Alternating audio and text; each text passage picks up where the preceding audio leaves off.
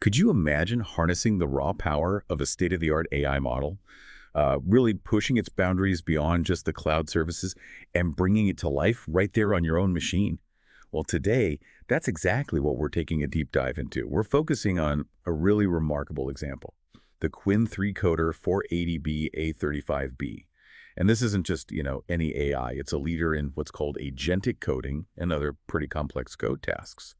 Our mission today is basically to demystify how you can take this powerhouse, Qwen3-Coder, and actually run it locally. This gives you a level of control you just don't get otherwise, and even better, we'll dig into how to fine-tune its performance so it really sings on your specific hardware. Yeah, what's really exciting about local deployment is that control it gives you. It's more than just convenience, right? It means gaining, well, complete sovereignty over your AI. You ensure privacy, keep sensitive data right there on your own system, and you leverage the full unshared power of your hardware. And for this deep dive, our main source is the Unsloth documentation, which is fantastic, really packed with practical, hands-on guidance. That's a crucial point, the control and the privacy. So for our listeners who are ready to dive in, what's our roadmap? How do we make this real? We're going to guide you through the essential tools and those specific optimization tricks that make running advanced AI locally not just possible, but actually incredibly efficient. So we've talked about this local AI superpower, but before we get into the how, let's really get to grips with what Qwen3-Coder 480B A35B actually is. Why is it making such waves? And when we say agentic coding, what does that really mean for this specific model? Right. So Qwen3-Coder is designed to act almost like an autonomous agent within a coding environment. It doesn't just spit out code snippets. It can understand complex instructions, plan out solutions, interact with external tools to grab information, and then write, debug, even refactor code. It's pretty impressive. Performance-wise, this model consistently matches or even outperforms some major players. Think Claude Sonnet 4, GPT 4.1, even Kimi K2. For instance, on the Aider Polyglot benchmark, which is tough, it tests generating accurate code across different languages and tasks. It hits a remarkable 61.8% accuracy. That's not just a small step, it's a significant leap for handling complex coding work. Wow, okay.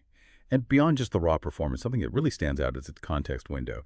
You said 256,000 tokens and extendable to a million. I mean, just imagine the amount of code or documentation it can process in one go. That kind of capacity, well, it really opens up new possibilities for large projects, doesn't it? Letting the AI really grasp the whole code base. Absolutely. That huge context length is definitely a sign of its cutting-edge design. And a key enabler for this is something called Unsloth Dynamic 2.0 GGUF. Now, GGUF is a specific file format designed to run LLMs efficiently on, like, consumer hardware. And Unsloth's Dynamic 2.0 is a real breakthrough there. It lets you run and fine-tune quantized LLMs, models shrunk for efficiency by reducing precision.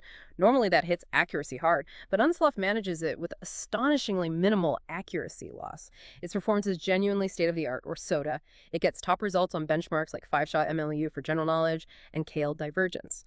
And for those massive 1 million token contexts, it uses a technique called yarn scaling. That's how they make those extended GGUF versions available. Okay, so for people looking to jump in, it sounds like you've got options for the model itself. You mentioned the Dynamic 2.0 GGUF for running efficiently, the 1M context version if you need that huge window, and then unquantized 8-bit and 16-bit versions for more flexibility. Exactly. Plus, there are specific quantized versions like UD-Q2KXL, Q8KXL, Q80, and BF16. Each one is sort of tailored for different hardware setups and performance needs. Right, so if you're thinking, okay, this sounds incredible, but how do I actually get this running on my machine?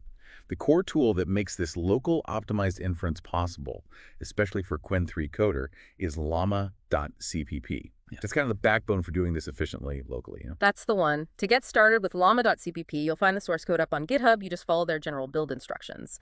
But there's a crucial step for local use, especially if you don't have a beefy GPU or, you just prefer using your CPU. You need to tweak the build command. Specifically, you change the flag -gggmleu to aon to adggmlcd off. That tells it to compile for CPU only or systems without NVIDIA CPA support. Got it. So compile llama.cpp, maybe tweak that flag. Then the next logical step is getting the actual Qwen3-Coder model files onto your machine. How do you go about that? Well, you could technically use llama.cpp directly to download them, but the Unsloth docs generally recommend using the Hugging Face Hub library. It's usually a smoother process. You can install it along with HF Transfer for faster downloads with a simple pip command pip install Hugging Face Hub HF Transfer. Pretty standard stuff. And remember, you've got choices here. You can grab that smaller, efficient UDQ2KXL version or one of the others we mentioned, depending on your hardware and what you're aiming for performance-wise. Okay, so llama.cpp is compiled. You've downloaded your chosen model using Hugging Face. Now, running it involves the command line, right? What does that look like? Yep, command line interface. The core command structure is pretty straightforward. You point to the llama.cpp executable, then use the model flag followed by the path to your specific Qwen3-Coder GGUF file. So it might look something like .llama.cpp use model path to a Qwen3-Shaker-UDG2KXL file.gguf. And within that command, there are parameters to control how it runs. Oh yeah, absolutely essential ones. Things like threads to set how many CPU cores it uses, CTX size to define that context length we talked about, maybe 256K or even more, and NGPU layers, which is key for offloading work to your GPU if you have one. Plus, there are the optimization flags we'll get into in a bit. It's also worth mentioning there's a more recent update for local use. The Qwen3-235B A22B Instruct 2507 model shows things are constantly evolving here. Okay, so you've got it running. But just getting text output isn't always enough, especially for complex coding. How do you make it perform exactly as you need it to? That's where inference settings come in, right? Shaping the output. Precisely. It's not just about hitting go. According to Qwen, there are specific settings that help optimize the model's behavior, particularly for coding. For instance, they recommend a temperature of 0.7. That controls randomness. Lower means more focused, deterministic output, which is usually good for code. Top case set to 20. This means it only considers the top 20 most likely next words, keeping things relevant. Min P at 0.000.01. This is interesting. Llama.cpp often defaults higher, maybe 0.1, but a lower value here can stop it getting stuck or too constrained. Then top here at 0.8. This considers tokens until their combined probability hits 80%. It's a balance between being diverse and staying on topic. And finally, a repetition penalty of 1.05 just helps prevent it repeating itself, which is obviously crucial for clean code. Right. Those settings fine-tune the generation. But beyond that, you mentioned prompt formatting being really important, especially for something like tool calling, where the AI actually interacts with external systems. That's absolutely critical. The model uses a very specific chat template structure. Wow. It relies on markers like inStartToes and amendNim start assistant. So a simple back and forth might look like imStart assistant either .imNim start assistant minwhat is 1 + 1 .imNim start assistant. This precise formatting is how it knows who's talking and when, ensuring it understands the flow of the conversation or instructions. Okay, that makes sense for conversation. How does it work for tool calling? That sounds more complex. It is, and the template gets even more structured. Let's say you want it to get the current temperature in San Francisco using some external function you've defined. You'd start with your user query. The model then recognizes it needs external data and generates a special tool call block. Inside that block, it specifies the function name, like get current temperature, and details the parameters needed, say location with the value San Francisco, CA, USA.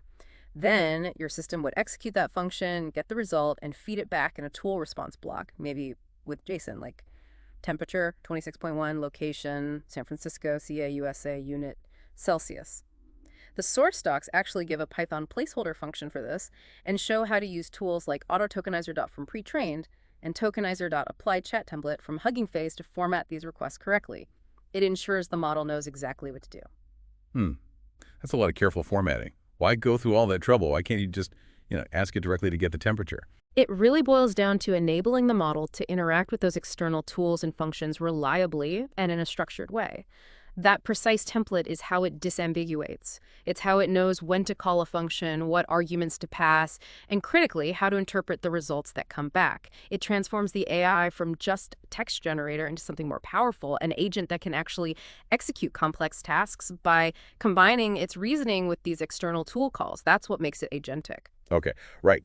This is where it gets really interesting for the performance geeks out there. Running the model is one thing, but making it truly sing on your specific hardware, pushing its limits, that's where advanced optimizations come in. This is where you really become the architect of your AI's performance. Yeah. Exactly. Let's start with a basic but important one, the NGPU layers parameter. Simple concept. It controls how many layers get offloaded from your CPU to your GPU. If you find your GPU is running out of memory when you run it, you just dial this number down. And conversely, if you're intentionally running CPU only, maybe you don't have compatible GPU, you just leave this flag out entirely. Direct control over the hardware load. Makes sense. What's next? Okay, now for a really significant one, especially for these mixture of experts or MoE models like Qwen3-Coder, MoE layer offloading, you can actually tell llama.cpp using a specific flag like -o.fm.exps on EPU CPU to offload all these specialized expert layers to your CPU. Offload them all in the CPU. Why would you do that? Doesn't that slow things down? Ah, that's the clever part. By moving these specific, often large MoE layers to the CPU, it allows you to fit all the non-MoE layers, the main bulk of the model, onto just one GPU, even if it wouldn't normally fit.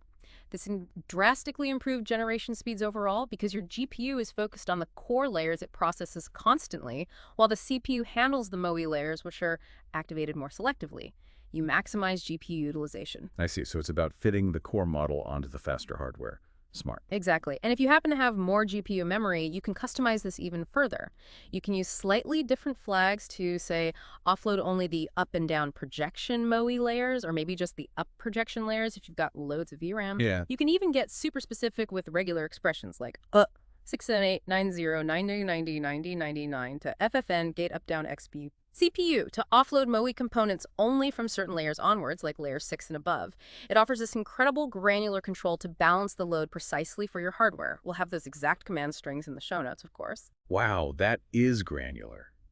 It almost feels like performing surgery on the model's execution plan. That level of control is fascinating, but maybe a bit daunting too. It can seem like a lot, but the key is realizing it's about smart allocation, not just brute force. My own aha moment was understanding that MoE layers aren't always active. Realizing you could manage them efficiently on the CPU to free up that precious GPU VRAM for the core work, that really changed how I approached optimization. Okay, so MoE offloading is a big one. What else can we do? Another powerful technique is KV cache quantization. This involves shrinking the precision of the key and value V caches. Think of the KV cache as the model's short-term memory. While it's generating text, it stores a context it's processed so far. By quantizing this cache, making it take up less space using lower bit depths, you seriously reduce the amount of data moving around in VRAM or RAM. This directly speeds up generation and, maybe just as importantly, lets the model handle much longer context before running out of memory. Right, so smaller cache, faster processing, longer context. What are the options there? For K-cache quantization, the default is often 16-bit float, F16, but llama.cpk supports others like F32, BF6-time, Q80, Q40, Q41, IQ4NL, Q50, Q51. Generally, the one variants like Q41 or Q51 offer slightly better accuracy than their zero counterparts, but they might be a touch slower, so it's a trade-off. Okay, and you mentioned quantizing the V cache too. Yes, you can quantize the Vcache as well, but this usually requires compiling llama.cpp with flash attention support. Flash attention is this highly optimized algorithm for the attention mechanism in transformers. It significantly speeds things up. So you need to enable it during compilation with a flag like -ggmlc-to-fall-quantson, and then you use the flash at ana flag when you run the model. This allows Vcache quantization and contributes even more to faster generation, especially with long sequences. Gotcha. And for people really pushing the limits, needing to handle lots of requests at once. For maximum throughput, yeah, the latest llama.cpp releases include a llama parallel mode. It's specifically designed for high throughput scenarios, processing multiple requests concurrently much more efficiently. Good to know. And one final point on optimizations. These tricks, like MoE offloading and KV cache quantization, they aren't just for the heavily shrunk quantized models like UDQ2KXL. You can apply these same techniques to the full precision or less quantized versions too, like Q8KXL, Q80, or even the BF16 version. So you can still get performance boosts even if you're prioritizing maximum accuracy. We've certainly covered a lot today, from really understanding what makes Qwen3-Coder 4EB A35B so capable, right down to the nitty-gritty details of getting it running smoothly and efficiently on your own machine. It's quite the journey from just reading about a powerful model to actually deploying it yourself. Yeah, absolutely. And if we kind of zoom out, the key takeaway here is that local deployment isn't just some technical setup task. It's really about gaining full control over your AI. It's about being able to customize its performance with great tools like llama.cpp and leveraging these specific optimizations, MoE offloading, KV cache quantization to get significant gains in speed and efficiency. You're not just a user anymore. You're essentially engineering your own AI setup. That's a great way to put it.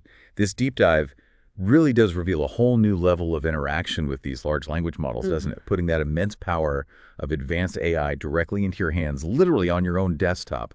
It feels very empowering, breaking free from always relying on the cloud. Definitely. And this ability, the ability to run and really optimize such powerful models locally, it sparks a pretty important question for you, the listener, to think about. What kinds of creative, privacy-focused, or maybe resource-efficient applications become possible when state-of-the-art AI isn't solely tied to the cloud anymore? What will you build or explore with this newfound control?